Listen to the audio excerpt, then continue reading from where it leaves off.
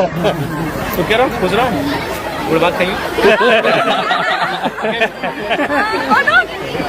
गुड़ भात खाइए ना, कैसे भूल लियो तो? अरे कैसे भूल गए? भूलते तो आते करेगा ना।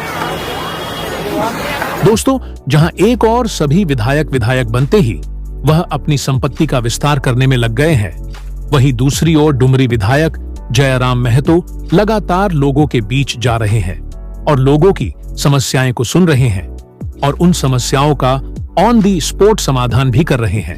जयराम महतो अपने क्षेत्र के सभी स्कूलों में जा रहे हैं और वहां की बच्चों की समस्याओं को सुन रहे हैं। कहीं कहीं तो वे खुद से बच्चों का क्लास ले रहे हैं।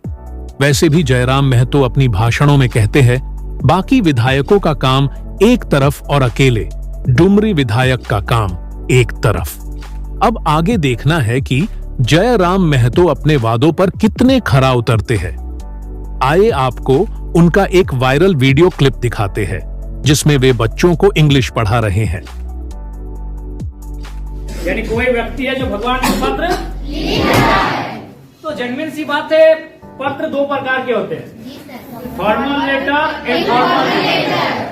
फॉर्मल लेटर का मतलब होता है जब हम अपनी कोई फरियाद, कोई समस्या का समाधान के लिए जब किसी पत्र को लिखते हैं, उसको हम लोग फॉर्मल लेटर कहते हैं। और किसी का हाल चाल जानने के लिए जब लेटर लिखते हैं, कुछ सहयोग अपने परिवार, रिश्ते नाते, सभी संबंधियों को, तो उसको इनफॉर्मल लेटर बोलते हैं। उसको हिंदी में अनौपचारिक पत्र कहते हैं। तो यहाँ कोई लेटर लिख रहा है, अब वो कौन है जरा डिस्कस कर देखें आपकी किताब।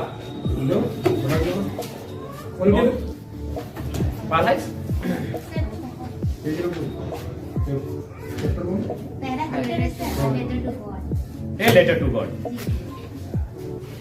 ये कोई शख्स, इसका मैंने मुख्य सारांश कि सबसे पहला बात है कि शीर्षक में ही कहानी का सार छुपा है।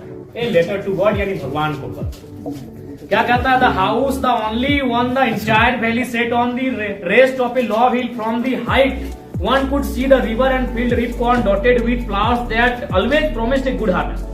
कहता है घर, एक घर जो पूरी घाटी में एकांत में था, और आप वहां से फ्रॉम द हाइट, उस ऊंचाई से कुड सी देख सकते थे। क्या देख सकते थे? रिवर, नदियों को देख सकते थे।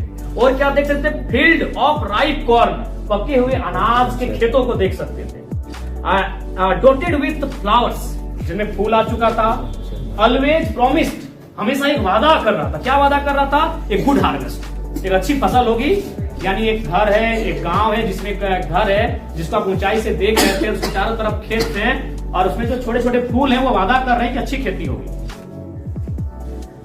The only thing the earth needed was a downpour of or at least a shower. उस खेत को बस एक चीज की आवश्यकता, द ओनली थिंग नीडेड, क्या थी वो आवश्यकता? शॉवर। शॉवर मतलब नहाते हैं, हल्का सा बूंदा बूंदी, यानी हल्का सा पानी का बूंदा बूंदी हो जाए तो धन्य हो जाए। Through out the morning Lencho who knew his fields immediately had done nothing else but see the sky towards the northeast। Lencho ने कुछ नहीं किया, बस आकाश को निहारने लगा। क्योंकि किसान जब भी बारिश की आवश्यकता होती है आकाश की ओर देखता है, बहुत सारी आस्थाएं हैं कोई कि भाई क्या हो रहा है।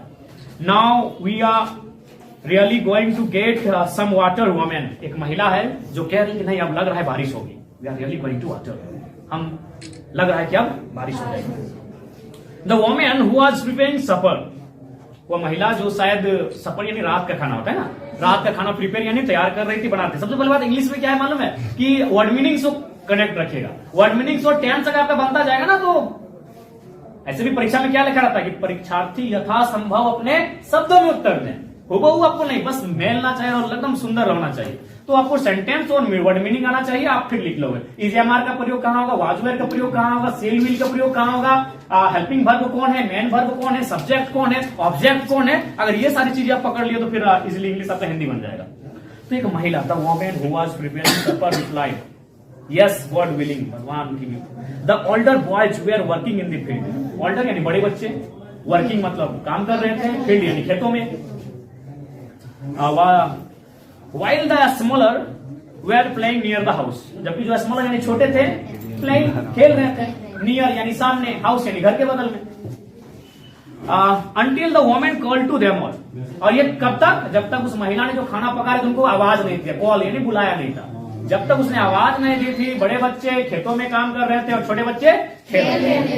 हाँ, they were working and they were playing.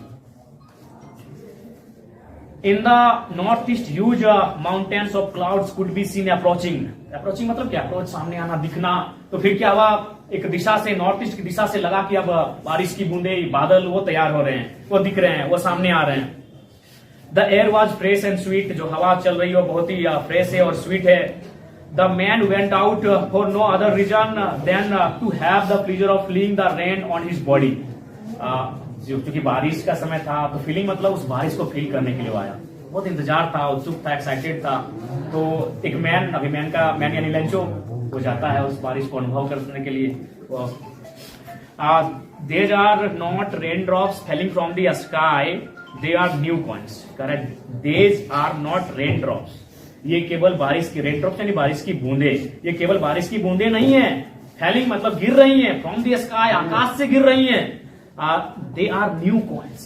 New यानी नया, कॉइन्स यानी सिक्के। ये नए सिक्के हैं, ये केवल बारिश की बूंदे नहीं है, ये नए सिक्के हैं। वो कौन कह रहा है? लेंचो कह रहा है। ये केवल बारिश की बूंदे नहीं है, ये नए सिक्के हैं। The big drops are tens and pieces and the little are 5। कहता है जो बड़ी बूंदे हैं वो 10 हैं और जो छोटी बूंदे हैं वो 5 हैं। With A satisfied expression, satisfied यानी संतोषजनक, एक्सप्रेशन यानी हाव भाव, यानी एक संतोषजनक हाव भाव के साथ। He regarded the field of ripe corn with its flower draped in a certain of rain, but suddenly a strong wind began to blow and along with the rain very large. तभी अचानक क्या हुआ कि बारिश की बूंदे वो क्या हुई? वो तूफान का रूप धरने लगी। वो आंधी के रूप में, स्टॉर्म मतलब क्या? आंधी, तूफान, वाइंड यानी हवा, वो हवा आंधी बनने लगा, वो तूफान के रूप में बनने लगा। The boys exposing themselves to rain out or collect the frozen balls। तो हम लोग भी क्या करते, जब बारिश में पत्थर उतर आता है चुनने के लिए चले जाते, तो बच्चे भी चुनने के लिए चले गए। It's really getting bed now. अब धीरे धीरे चूंकि वो बारिश बहुत ज्यादा बढ़ने लगी तो बेड हो गया, बुरा हो गया। वो उम्मीद क्या था कि बूंदा बूंदी होगी, अब अचानक बहुत ज्यादा तूफान आएगा तो भाई खेती के लिए तो कष्ट नहीं होगा। लेंचो आशा थी, इसलिए उसे तनिक भी आश्चर्य नहीं हुआ। ठीक है प्यारे बच्चों, समय का अभाव है, आपको बेहतरीन सर का अभिवादन करो। 5 तालियां।